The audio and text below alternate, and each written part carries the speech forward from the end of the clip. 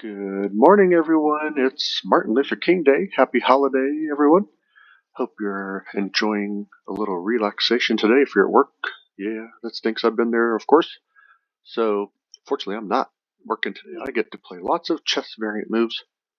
So, let's see if we can at least get through the one-on-ones. So, for this video, I want to get at least through the one-on-ones. Here I'm playing pawn and move handicap. This is like the classic handicap that guys like Paul Morphy used to play with in the 1800s. So I guess I'm not really experienced at playing this handicap a lot. Seems like the best course of action is just to play real conservatively. So, oh no, I could fianchetto. I'm a little more nervous about that queen coming down with the check. Don't want to get myself into any pickles. Well, I guess the d6 thing is still pretty good because it'll stop any kind of like a queen fork where like the, say like for example, this won't happen, but just to show you what could happen is like, oh, now the queen can't go there because I go num num num. All right, just thought I'd show that.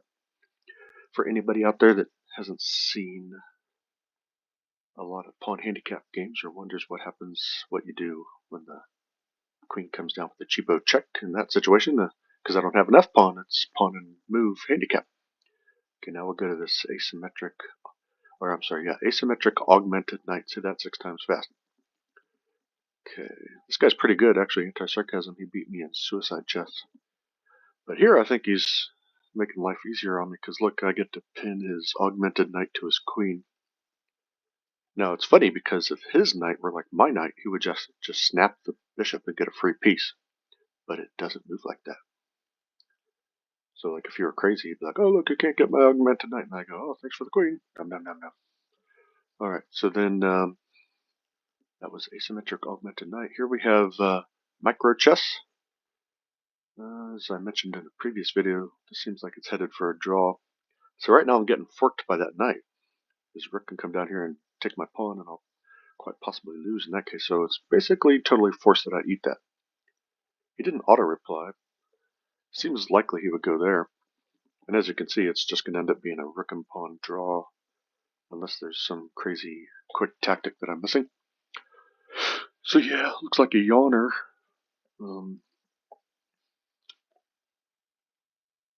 It's hard to say what my best move is here. I don't want to get into a zug swing. So really the best thing to do here is probably... oh no. It's funny, I feel like I like my position and rook and pawn endings are very drawish, but then again, things could take a turn for the worse here. Well, you know what? We don't know if he's even going to take with the pawn, so I'm not going to keep worrying about the auto reply, so we'll just move on from micro chess. Okay, I don't want to do the doubles yet. I saw that there was a long string of one-on-one, so I think this is part of that.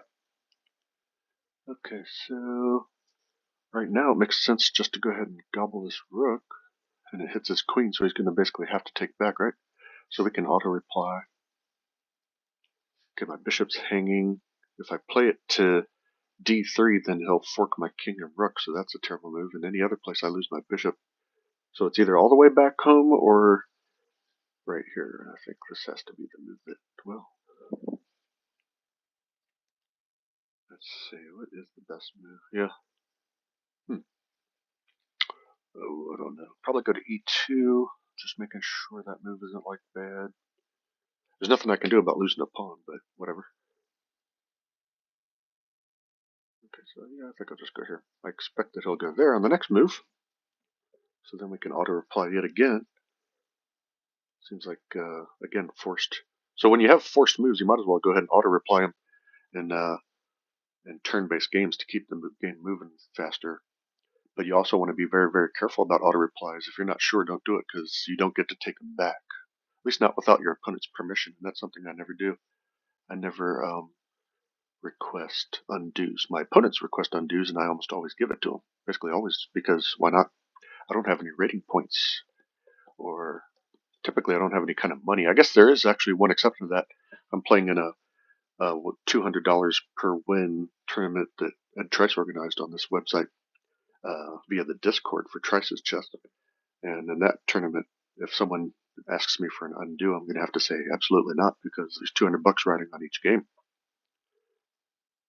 And I'm not rich, you guys. If I can get $200 a game, I'm going to take it. I'm not ashamed to admit $200 a game is pretty motivating. Okay, so here we can trade queens. There's not really much motivation to trade queens. If anything, I should go ahead and trade on it. This is my terms, you know.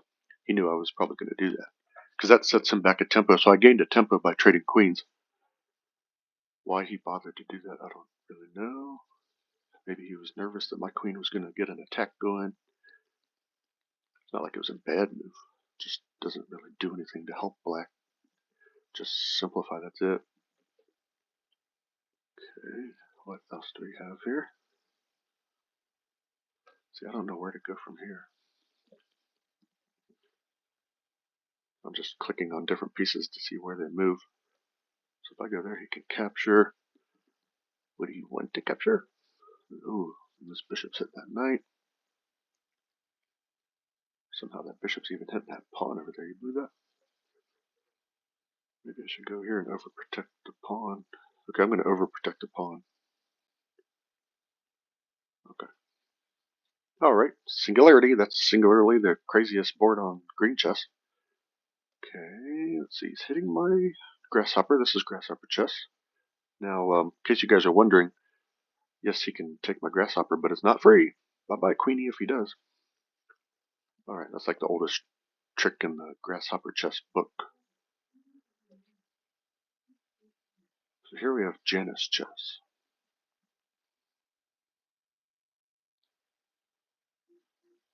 Okay, so he's got a double attack on that pawn that's only guarded by my queen. I could pin his knight to his king. I don't know that that's such a great idea. That would be my good bishop, so I'm not really inclined to do that. I could play bishop in front of my king. I think that's e6, yeah. So bishop e6 would guard. It would actually not be a terrible move. I could bring my archbishop out to guard. That certainly doesn't seem like a horrible move. Except it could get kicked by his knight. To bump a pawn so that the arch guards. I could protect it with a knight. So seems like the most logical move here is just to go ahead and play knight to what would be c6 in orthodox chess, but on this bigger board I think that's d6. Okay, we'll try. Just making sure I didn't goof up too bad. Looks like everything's pretty well guarded, so knight to d6 was my move. Janus chess is played on a 10x8 board just like Trice's chess and Capablanca chess. Personally, Capablanca chess is so flawed I would actually rather play Janus chess than Capablanca chess at this point. Trice's chess has ruined Capablanca chess for me and many others. Alright, so he brought his knight out. We've got our knights out symmetrically. In fact, I can make this position completely symmetrical. What's this called? Mongredien. I can make this position completely symmetrical by pushing my queen pawn. But as you know, copying moves after a while gets you in hot water in orthodox chess. I'm going to have to assume that the same is true in Mongredien, if I'm even pronouncing that right. So let's see. I could bring my knight up and try to threaten something. I could take the pawn, which I didn't want to do last time. Well, if I didn't want to do it last time, I don't want to do it this time. I'm just going to go ahead and beat white to castling here. Okay, what's up next? We got transposed pieces. That's where you have, they just swap the knight and the bishop on each side of the board. Pretty funny. Okay, so here I'm up, I think, a clean pawn. Although clean is relative because I am down the minor exchange of I have a knight versus a bishop. So still, I'd take that 6 out of 7 days a week, at least.